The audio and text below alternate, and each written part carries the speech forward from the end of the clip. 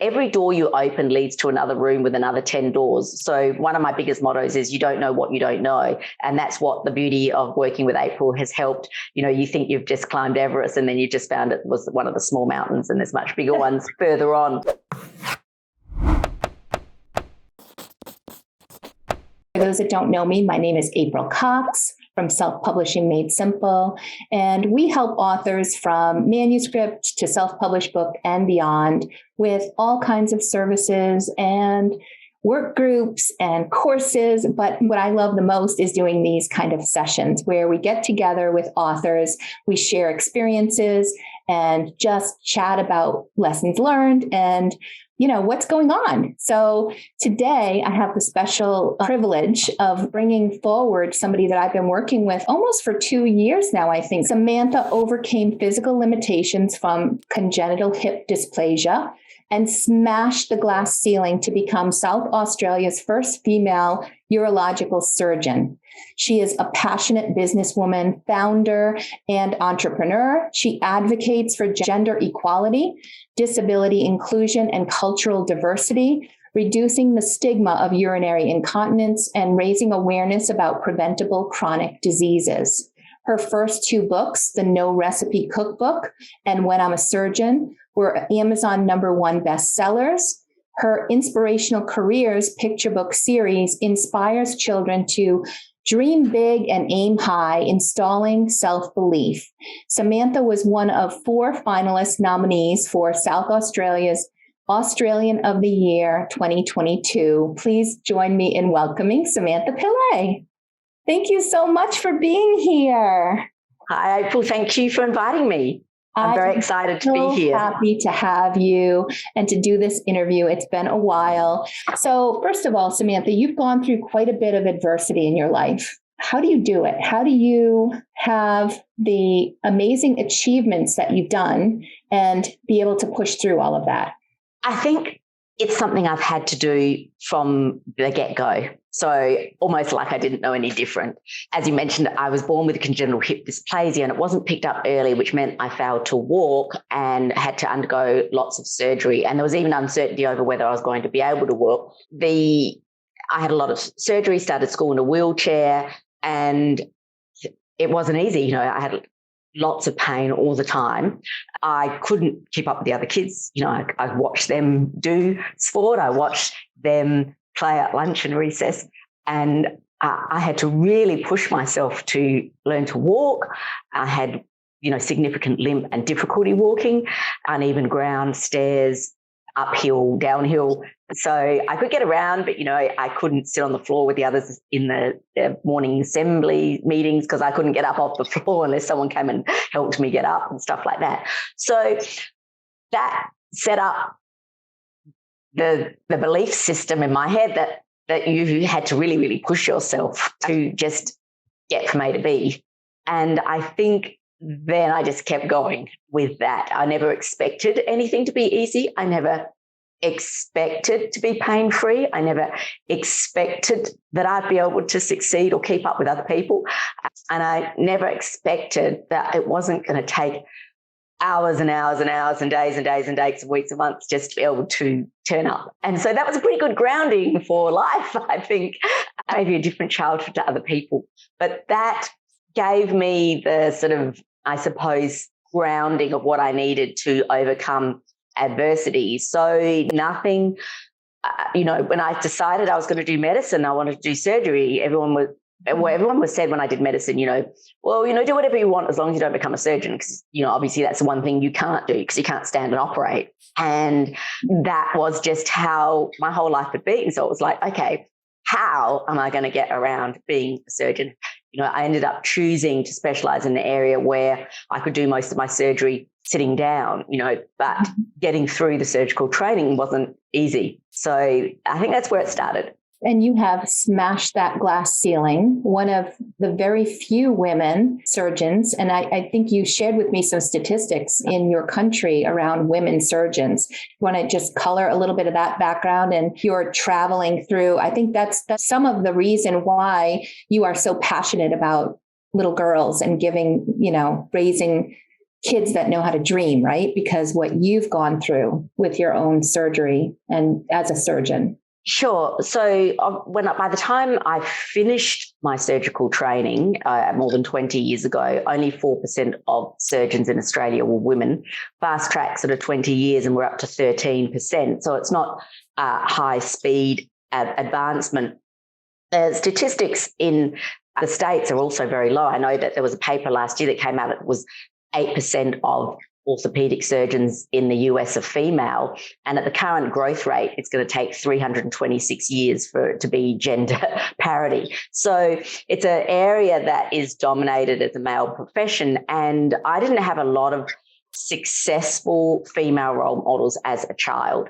You know, I was born in the late 60s, and growing up, women had careers that, if they had a career, it was part-time, so you could have a family, or you didn't have a career and you were stay-at-home mum like my mum. That was something that impacted on my ability to dream big and aim high. It's only through life and growing up that I've suddenly created bigger dreams and gone, you know, I can do more than just be a surgeon.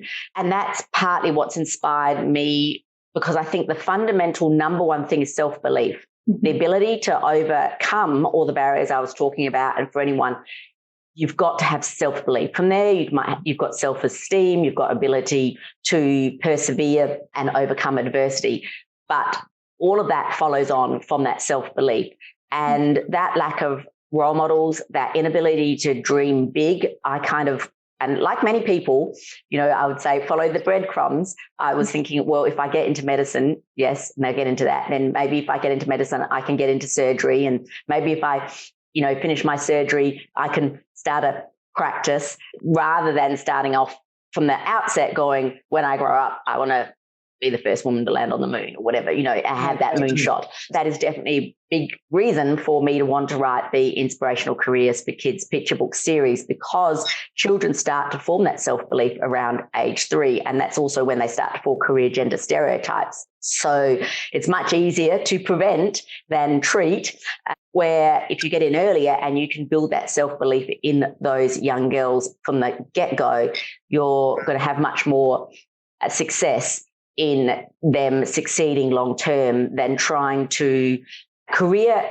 counsel them in their teenage years when their belief system is already set up on what they think a woman is and what they think a woman could or should do. You are a busy surgeon. I have had the pleasure of working with you, and I don't know how you juggle everything you do. It's just amazing to me. At what point did you decide during this journey, I think I'm going to write a book? So I am busy. I sort of manage things down to the wire, and I have this massive list of what I want to achieve in my head, you know, big, long vision, but just on a day-to-day, my day sheet is also ridiculous. I never actually get to it all, but I think by having that ridiculous day sheet, I get a hell of a lot done in a day, because I try and get it all done. I don't get it all done, but I get a lot more than I would if I didn't have such a big list. As far as writing the books go, I had always thought, oh, wouldn't it be great to write a book? And, you know, once I was in my 50s, you start to sort of think, oh, all those things you think you want to do one day, you should start doing. And so it started off very small. Again, the children's books are dedicated to dream big, aim high. And it's not just a message to all the kids, it's become a message to me. I did not dream big or aim high when I started with the books. And obviously life's lessons has taught me I could have maybe had a different journey if I'd started off with that vision, which is what I want other people to have. I thought, oh, wouldn't it be nice to write a book? But I'd never be able to write a book. It'd be good to just have a book and finish it. And again, what am I going to write a book about? I could write a book about incontinence. I was a specialist in incontinence, had been speaking, you know, about incontinence surgery for 20 years, but I wanted to do something a bit different. With my hips, I really struggled with, believe it or not, what's for dinner? You know, how do you do it all? Well, I do it all, but what's for dinner was really hard, April. So, well, got to the point actually before my hip replacement, I couldn't even do the shopping. I had to get someone to go to the shops. But if I went to the shops, I would actually be in tears by the time I got to the first aisle just from the car with the pain. And if I did the shopping, I'd get home, I couldn't unpack the shopping. If I unpacked shopping, there's no way I could have cooked a meal. If I cooked a meal, there's no way I could do washing up. I had very few steps left in me. So I worked out a way to sort of meal plan and shop once a fortnight using the short shelf life ingredients early and the long shelf life ingredients late in the shopping cycle. And that saved me a lot of time. So pain was one problem, but time, when you're trying to be a super single mama entrepreneur and surgeon, was another problem. And I saved lots of time. I also saved a lot of money. That actually wasn't my primary goal as a surgeon, but time and pain were. But it also reduced food waste. It reduced, I was having a quarter of the kitchen bin, instead of being empty twice a week, was only half full at the end of a week. And then I lost weight because I wasn't eating out and eating all those processed foods and etc. So I thought to myself, gosh, there's lots of people who want to eat healthy, prevent chronic disease, lose weight, reduce their household bill, have more time and the stress. The biggest thing for me, it was less stress. I wasn't thinking what's for dinner. So I thought, I'll write the cookbook, but I won't tell anyone because I'm so embarrassed about the fact that I'm writing a book that I'll just write a book. And the only person that knew was my son. And then as I got towards the end, I actually got someone to sort of go through and edit for me. They were the only two people who knew that I wrote the book. And I thought, I want to try and get it out for Christmas because I want to see if I can get a print copy to give to my family for Christmas, because that's all I'm ever going to do. I'm just going to print a few copies for my family. Now, anyone who knows to write a book thinks, once you've got a deadline, that never happens. I managed to get it up on Amazon live as an ebook by the 23rd of December. So I had no physical book, but I was able on Christmas Day to go with my iPad to my family to the Amazon webpage and show them, and they're looking at, why are you showing us some lame cookbook? And then they go, you wrote it? What? You wrote a book? And that's where I thought the whole thing would stop. Little did I know that I had opened Pandora's box. Being a surgeon, I had very little creativity. There's not a lot room for creativity when you're in the operating theatre. And I had opened a part of my brain and found a new passion, and I love learning. And so I was addicted. It's not just the creativity, which I hadn't really had an outlet for. I love business. I've had my own business for 20 years. So unlike a lot of authors, I'm used to having a lot of business. I've hired people, I've fired people. I'm used to contracts, KPIs, general reports, company structures. So the business side, I hadn't really done marketing because we're not allowed to really market and advertise in medical before. I hadn't done graphic design. I was in my 50s. I didn't use social media. And so it opened up a whole new lot of stuff that I could do in my non-existent spare time, and I was addicted. And so it was like, well, what's my next passion? And it's gender equality and inspiring children and female leadership, which led to the Inspirational Careers for Kids book when I'm a surgeon. And I was thinking, well, I'm a surgeon, but, I'm also an entrepreneur. And so I should do when I'm an entrepreneur.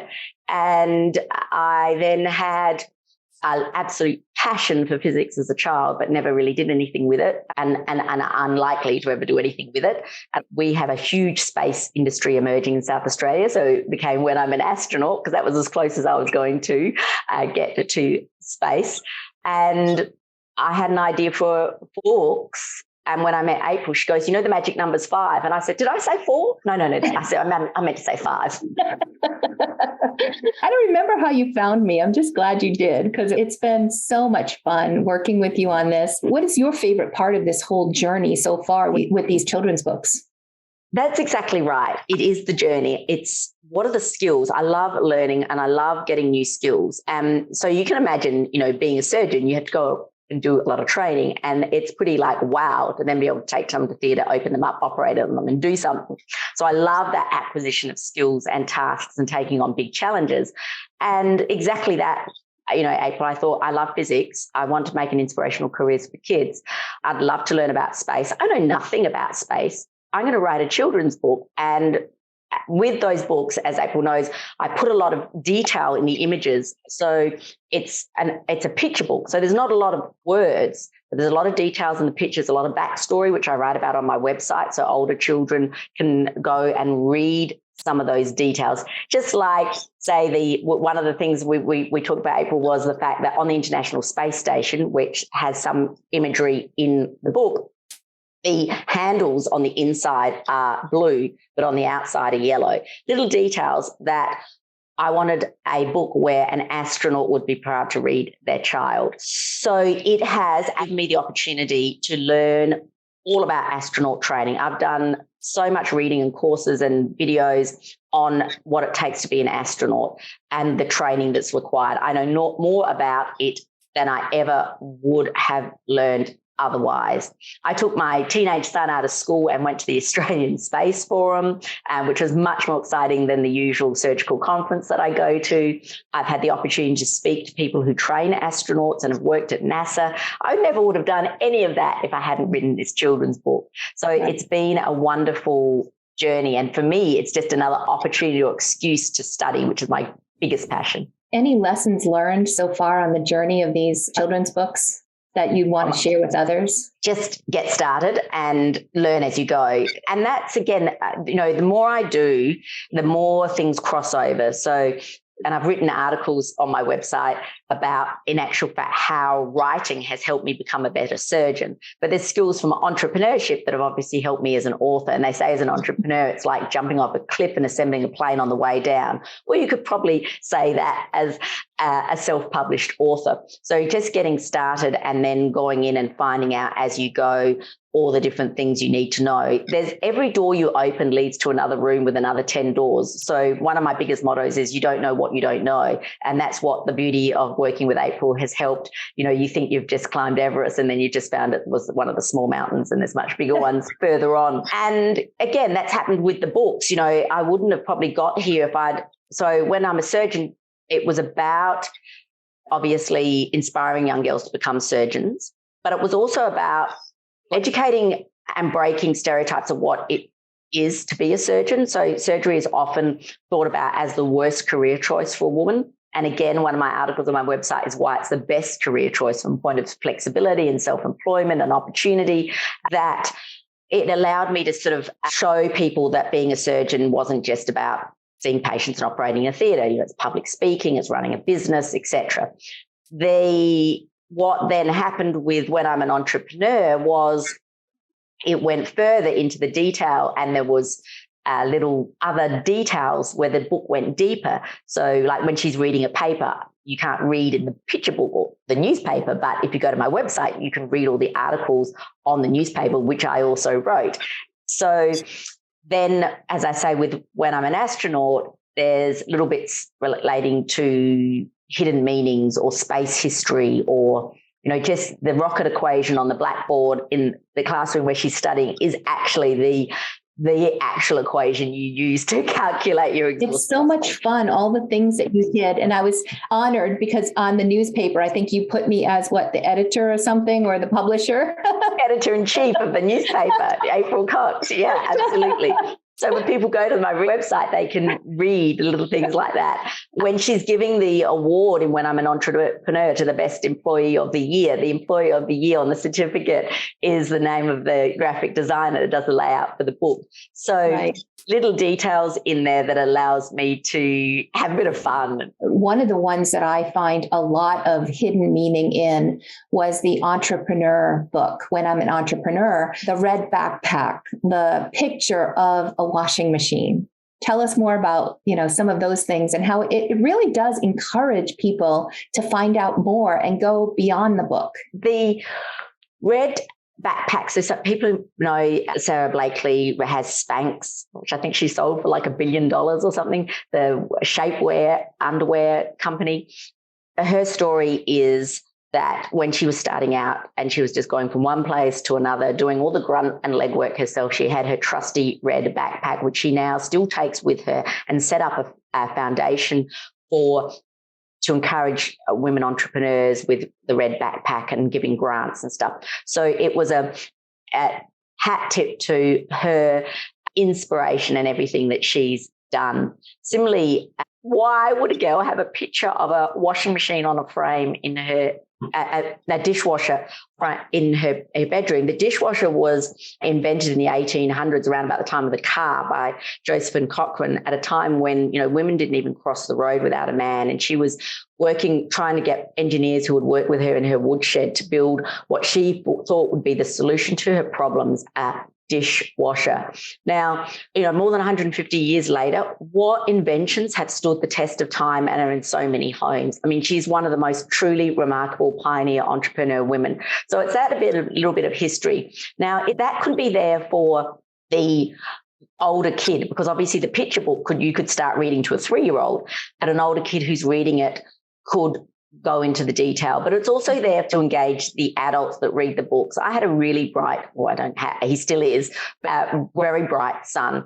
And I really found that if you've got very intelligent kids, some children's picture books just didn't go far enough. And that's because it's not just the words on the page, it's their imagination, it's the discussions. And in actual fact, I mean, he's a fantastic reader, but I used to read a hell of a lot to him, and it's discussions beyond the book. So it gives the adults the opportunity to also tell stories, because if you've got a story, if you're reading your kid a book and you stop and you can start to tell them a story about the book, they are so much more interested in what you have to say than what the book has. They love that engagement. They love those stories. So the book also fosters the idea of not just, oh my God, I shouldn't be reading to my child. I'd rather be checking my message on my mobile phone. Let me sit down quickly and read the book and get from A to B in the end. And, it was a boring story. It gives the ability for you to actually engage and spend time and have discussions and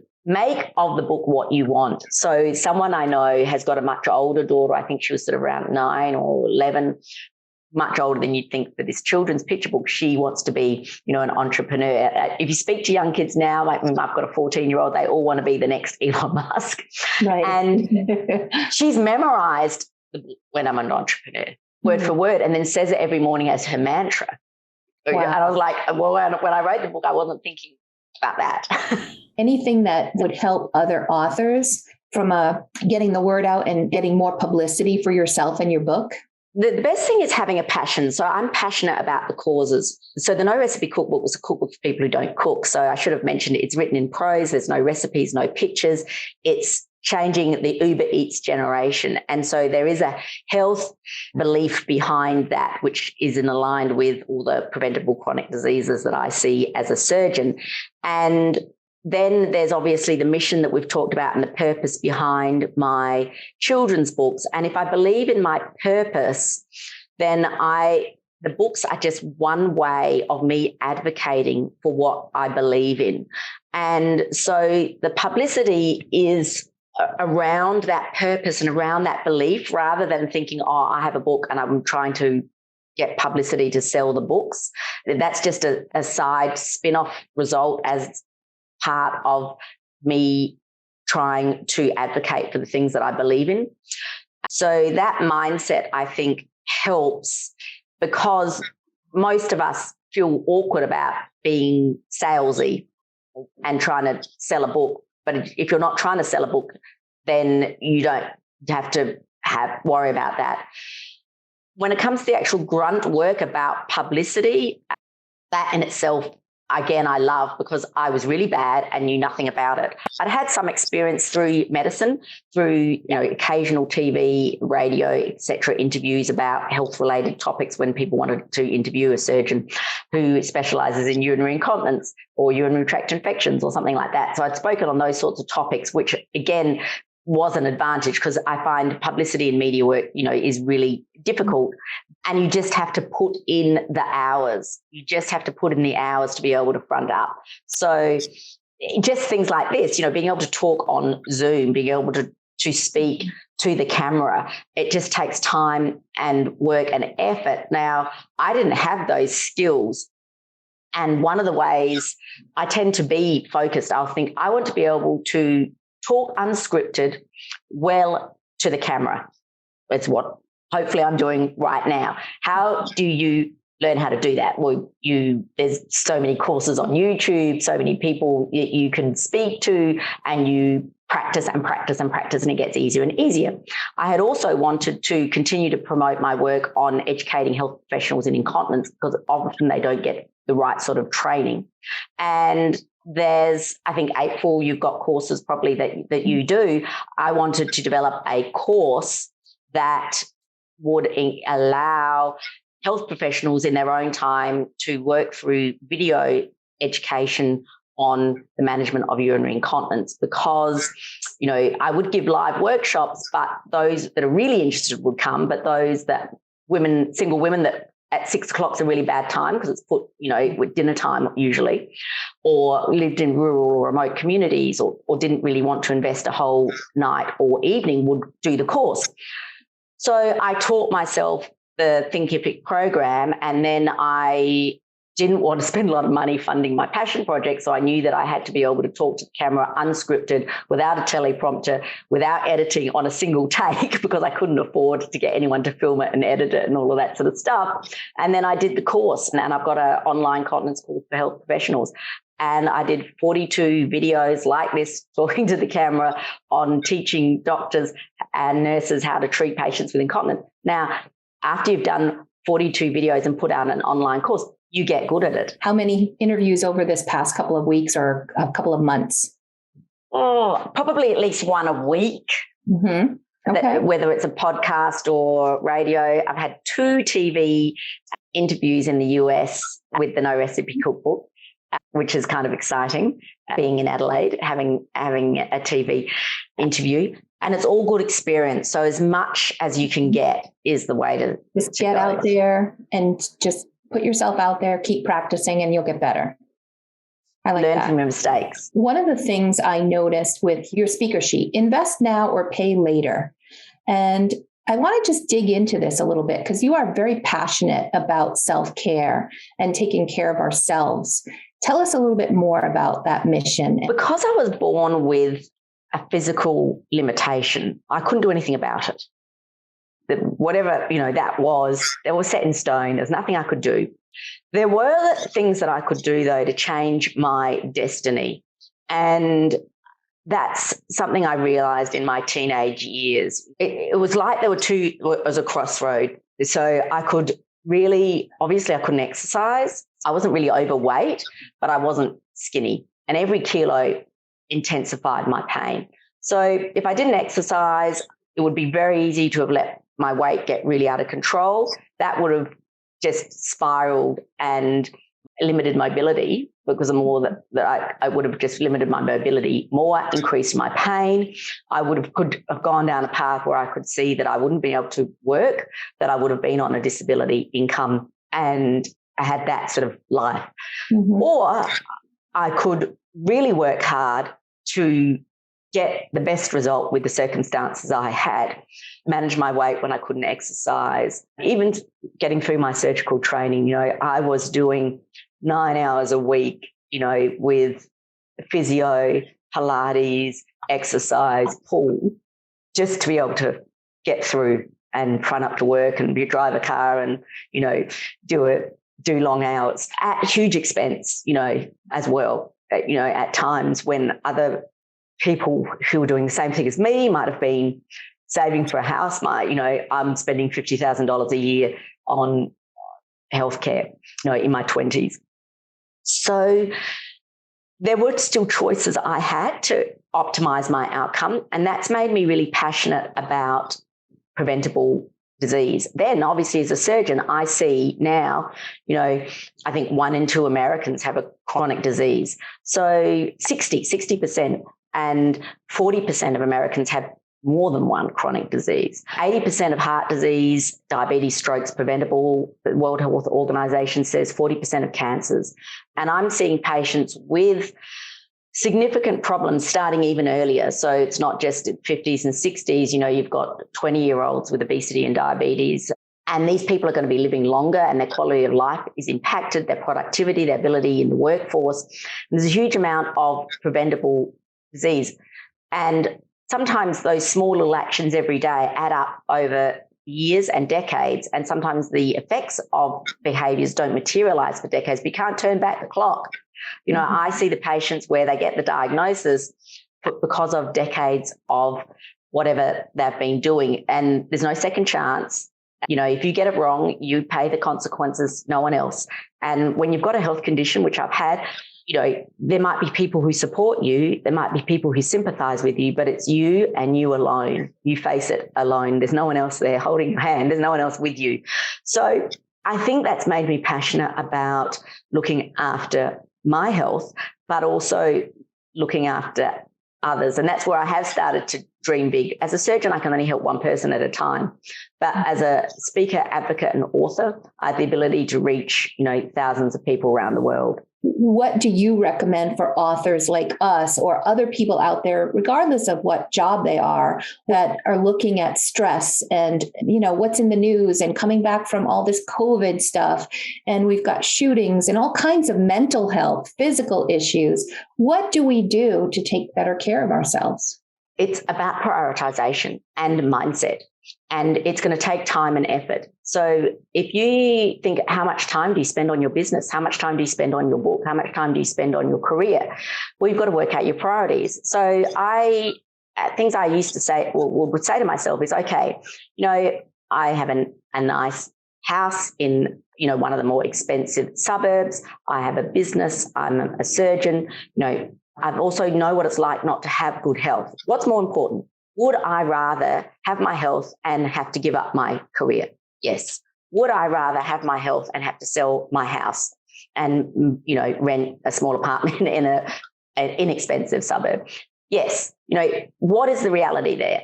Well, you can't buy more time and your days are numbered. What are you waiting for? So accepting that how much you want it, how much do you really want it?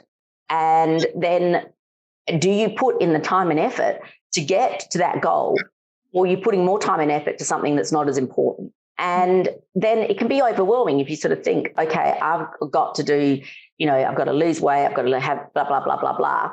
Well, you start with one and it's one step at a time. So although for me, having the reality check of going, there's a whole lot of stuff, it's that sort of oh dear, I need to do more exercise, lose weight, et cetera, having a big list is something that can help shock you into action. Because most of the people I see, the time they get shocked into change is when they have the heart attack, when they have the stroke, when they get the cancer diagnosis. Now, waiting for that to shock you into action isn't, ideal, and it's too late. So shocking yourself into action and then prioritizing. Now, start small. Whatever it is, do something positive for your health every day and feel good about whatever it is you do, and start small. Now, chances are you brush your teeth every day. You can really think about your health while you brush your teeth every day and think, do I actually floss to prevent gum disease? Do I actually spend 2 minutes? Do I actually brush my teeth properly? 90% of adults in the US have caries. It's like 50% of teenagers. I mean, it's ridiculous. And we've got talking about a simple preventable disease. And yet what happens is, it's a very good example, because if you think about what happens when you're older, and if you know anyone who's old, just ask them about their teeth. How much time do they spend at the dentist, and how much pain or suffering does it cause them? And how much money is it costing them at a time in their life where they don't have the money anymore? You might be able to afford those sorts of dental treatments now, but will you be able to afford those dental treatments when you're 75, 80? You're already probably brushing your teeth. So if you sort of really think about how you brush your teeth and what you're doing for yourself and how important it is and how great what you're doing is, and how you're going to be able to prevent it, it starts to get into that mindset. Now think about aging. I've become more aware of that in my 50s. So most skin damage from aging is completely preventable with sunscreen. More Americans are diagnosed with skin cancer than all the other cancers combined. And more Americans die from skin cancer than they do from lung disease from smoking. So, it is 1 in 5. So it's huge and it's preventable. And, so you can start to think, and I think this resonates a lot with women, because of, aging and stuff like that. I'm going to put on a little bit of sunscreen, even when it's cloudy, I actually started in this health journey looking at the impacts of low-level alcohol and the risk of alcohol with cancer. And one glass of wine a week will increase your risk of breast cancer by 15%. I ended up becoming a teetotaler just by looking at the health risk. Once you start getting into the mindset, it snowballs. It's just like how you build your knowledge about writing books. You can build your knowledge about health. So you start thinking, you're brushing your teeth, you're sitting down and thinking, oh, I'm not going to have that can of Coke. I'm going to have a peppermint tea. It's got no calories. I'm not doing my body any harm. Just do all these little bits in your day. They start adding up. And then you're thinking, then it makes it that much easier because you've had that sort of intervention like, oh my God, my health. You're starting to do all these little bits that add up. So then when you're sitting down, you don't order the battered fish and chips, or you don't put the sauce on your whatever. I started looking into salt. That really helped with calories because so much of the processed food and eating out and meals have got excessive amounts of salt, which cause high blood pressure. My blood pressure was still normal, but it had gone up. And that's a really good example. My blood pressure, my systolic blood pressure used to be 90. It got to 120. Now it's got to be 140 to go on medication. But I went on a low salt diet and it went back down to 100. It's just like a third of Americans have pre-diabetes. So, the ideal is to prevent it before it even gets to that point of it being a problem and start thinking about your health. And then it just snowballs. You start doing little things for your health all the time that add up. I love that. And that's what I really want to motivate people to do. If you think of our healthcare system and the cost and where we're heading, the aging population, all with chronic disease, unable to work, and the few healthy ones left to look after them, it's just the business case just doesn't stack up. And I realized as a surgeon what I could do paled into insignificance compared to what someone can do for themselves. So the real thing is trying to shift the individual. You can lead a horse to water, you can't make him drink. There's all these health campaigns out there, but changing the mindset of the individual so that they adopt. We've got the knowledge and the access, but for getting people to adopt and do what they're meant to do, that is where I want to make a difference. Kudos for you for getting some of this moving forward and getting the word out on this. Do we see a book about this in the future from you? I know, in actual fact, the second person in the last 24 hours who has said that. So I was like, oh my God, we've got the children's book series to finish. So probably at the end of that and the activity books that accompany the children's books, it'll be book 12 and we're about to do book 6. So I'm halfway. So eventually, yes, there may be more that I can start along the way. At the moment, I have started doing some public speaking in that area. Obviously, with online, I'm able to reach wider audiences from Adelaide with speaking, just like I am right now, about health as well on that area. Because I think, there's a lot of government policy that tries to direct that. And in fact, I was only speaking to someone in the States the other day. They were telling me they were in Philadelphia and it had introduced a sugar tax on soft drinks. And people were driving across the border to buy them. So that's not kind of really, it just shows you how you've got to change the mindset and education of the end consumer. All the government policy and funding and programs won't do anything, if people are crossing the border to buy their cigarettes and soft drinks. Love the empowerment that you're creating with the avenues of I can dream big, aim high.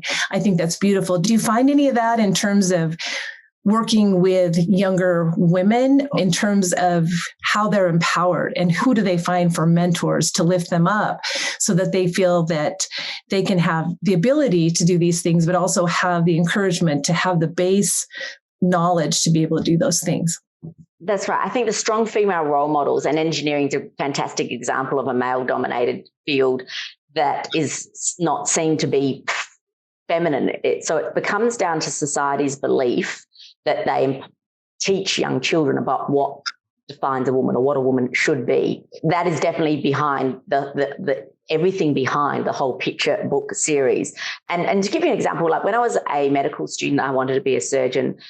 That was not considered a good career choice for a woman. So people would sort of, if my male counterparts, they said they wanted to be a surgeon, everyone was like, oh my God, that's so fantastic, singing the praises. If I said I wanted to be a surgeon, they'd like, oh, really? Are you sure? don't you want to have kids?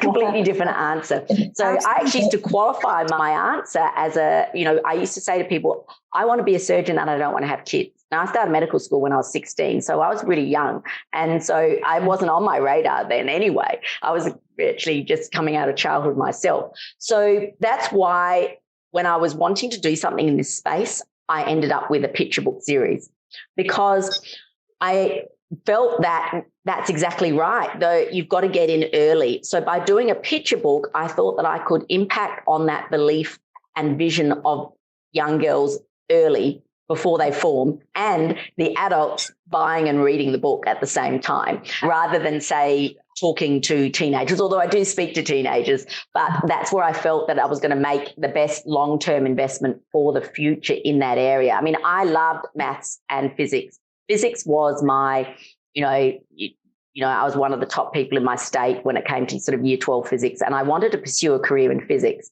but I didn't because, I did my final year of school in 85. There was, other than being a high school teacher or a university lecturer in physics, I didn't know of any other career option. But that's partly why I've loved writing When I'm an Astronaut so much. And part of it was that changing how women see STEM, and the media are, helping to put the spotlight on female leaders in these what would be considered as non-traditional roles now, which is also helping. And I think that's just something that all of us who have been in those roles can do to help that next generation and redefine what people see as a female. And, there's an I Look Like a Surgeon campaign for women, because it's all different shapes, all different ethnicities, all different builds. It's not just one sort of type of person in all of these role models, that we want diverse role models so that diverse children can identify with those role models. And also, as I say, I run a business, I'm a single mum, it's not just, I don't have a team of, it's not because I've had any help from my parents in raising my son, because they're so much older than me. My father's dead, and my mum, my son had to be old enough to look after my mum before my mum could look after to him. So she, she's never been able to drive or pick him up, or she can't do any of that now, but even when he was younger. So it's really important to create those role models and change the idea of how you combine a career with being a woman and what being a woman is about. So I'm just going down here to the A+ content, and here's When I'm a Surgeon, some of the interior images here. Dream big, aim high. I just love, this is one of my favorite spreads. Absolutely gorgeous.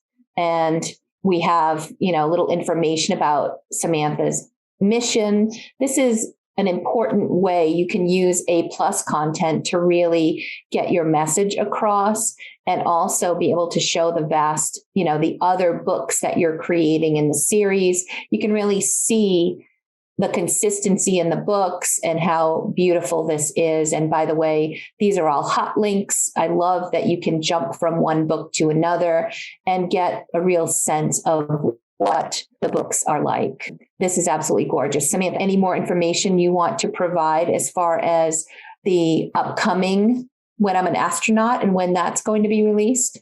Well, we should have a little bit more of an idea soon, but I'm guessing possibly August, but it should be available maybe within sort of 6 weeks for pre-order. If people want to go to my website, which is samanthapillay.com, then they will be able to join my mailing list, and we'll be sending something out as soon as it's available on pre-order. The beauty of working with April is that, I didn't know what A+ content was. I didn't, know about doing a companion activity book for a children's book with colouring and puzzles. So there's a whole another layer that I just didn't know about. And that is, one of my biggest mottos is, you don't know what you don't know. And so working with a team of experts in different areas allows you to really understand where you can go, because that is right. The things you don't know what you don't know. So you need to find people who know a lot more about whatever you're doing than you do, no matter what it is. So, and I've been writing articles in relationship to the book. So you can see on my website how I've linked this backstory that I'm talking about, where people can go and, it's a concept that's very easy for anyone to copy. You've got a story within a story within a story. People have described it as the little Easter eggs that they look for in the books. Again, even with public speaking, I've done 20 years of speaking to audiences about urinary incontinence, but now I want to reach a wider audience and make a bigger difference. I want to continue in healthcare, but in a situation where I'm not treating one patient at a time. I still work as a surgeon and still do treat one patient at a time, but I can't treat more than one patient at a time as a surgeon. And this is that again, having that purpose and that mission and being able to try and help people on a larger scale. And similarly, even when it comes to speaking, working with a speaker coach, there's a whole lot of stuff I didn't know about. I got some media about doing a talk here in Adelaide, and someone from a speaker bureau contacted me, and I said, "What's a speaker bureau?" For those of you who do public speaking would just laugh. And then they explained what they did, and they said, "Can you send me your speaker one sheet?" And I'm like, "What's a speaker one sheet?" And they're like, "Oh my God," which I've just finally done. So you can even download that now. I only got my speaker page up. So I started getting approached to his talks. I only got my speaker page on my website up like a week ago. And then they said, we need your speaker show reel. And so obviously you can guess what my next question was. What's a speaker show reel?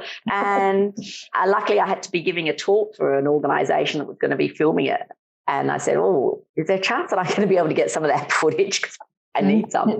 And I've just got my speaker reel up. So you can look at that. So, go to other people's websites, look at what they're doing, copy it, and then, make sure that you've got a good team, especially for me, because I'm doing so many things. I can't imagine it would take me, 10 years to do what I'm doing in a year with April if I didn't have someone like her on my team. And again, the picture book, I loved word searches as a kid. And so the picture books have got word searches, but, I'm not someone, I always want to do something a little bit different. So obviously when I'm an entrepreneur, there's shareholders and equity and globalization and the most ridiculous words in the word searches that you would ever have thought for children.